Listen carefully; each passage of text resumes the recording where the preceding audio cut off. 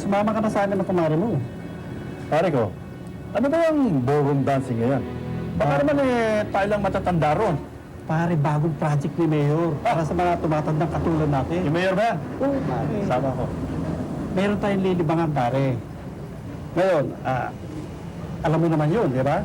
Dati kayo star dancer. Nung mga kapanahunan natin, pare. Nung araw yun. Pero medyo mahina rin tayong konti. Konti lang, ha? Pare, huwag mo sabihin nag-uugaling gano'n, pare. Pag narinig mo yung mga tugtog ng bogi at saka reggae, pare, siguradong iikot yung mga paa mo. Iliyanin, di ako iliyanin, oy. Okay, bahala na. Alam mo naman ako kontento na ako sa bahay ko. Basta kasama ko ang anak ko. Pare, dalaga na si Miriam. Hindi na yun nialagaan. Ito ang tamang oras para bigyan mo ng panahon ng sarili mo. Pare, kaya matagal ka ng biyudo. So, anong malay mo? Doon makikita, makikilala ang magiging pangalawang ina ng anak mo. Masyado ka ng palabiro. Pero ba mo? Pagka nagkaroon ko ng panahon, papalam ko sa inyo. Sige, pare. Yung bala. Ayos. Pare! Hoy! Pare! Pare! Pare! Ria, halika rito.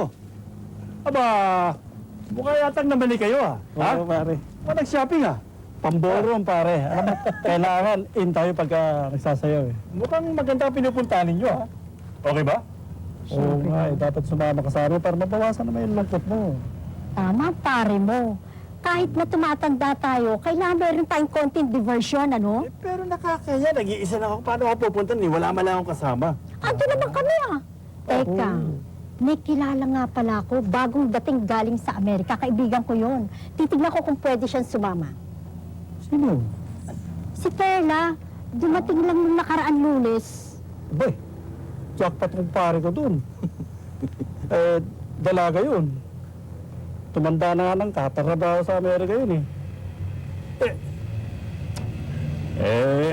Pare ko, matanda na tayo. Hindi na ako pwede dyan. Pare, hindi naman tumatanda ang puso, eh. Pag tumibok yan at nakahanap ng katapat, ayan na.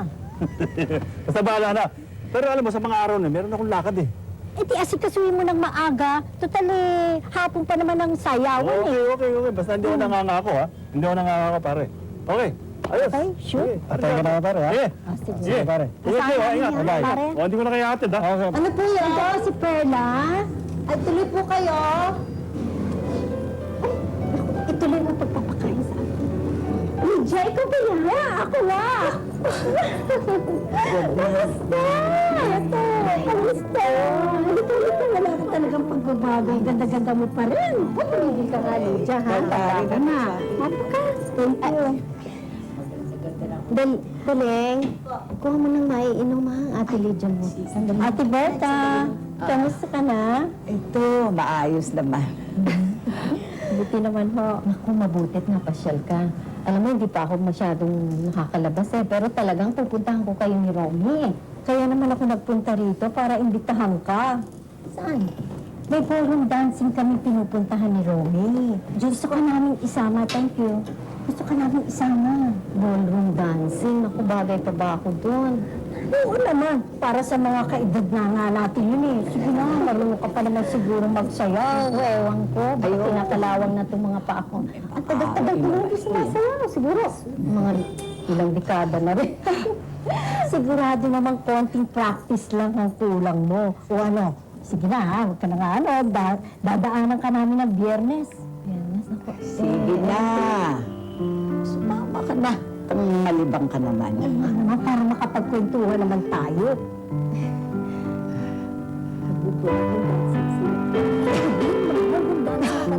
Ay, ka lang. Dancing away.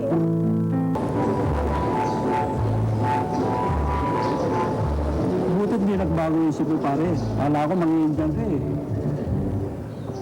Ayoko pang umuwi. Mabuti, para hindi ko magkakamali pumunta rito, pare. Sigurado kung mag-i-enjoy ka.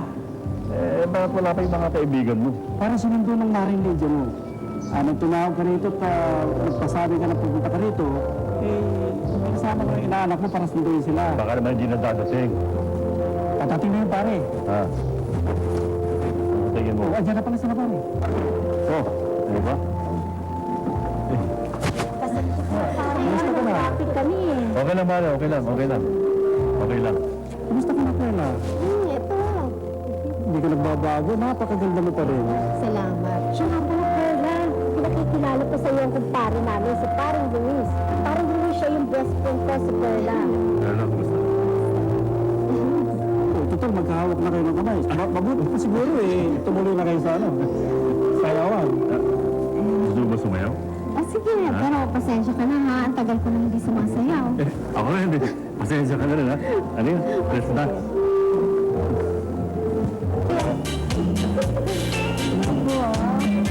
Mga kaibigan ko, aalis na sa pagpagdalaga mo.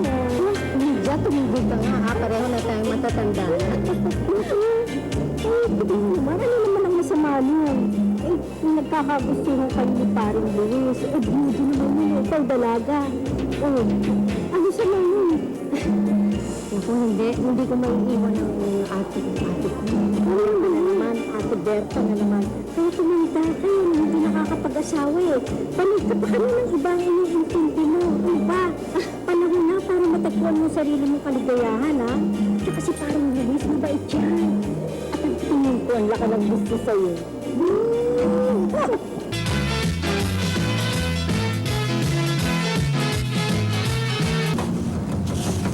Pare Luis! Hey! Ang balita! Pare, kamusta? Uy, pasensya ka na, ha? Hindi ako nakapunta doon, eh. Alam mo kasi, nandito ang anak ko si Jigo. Anak mo? Ayan. Si Perla, kumusta na? Sabi ko na, hindi mo alam.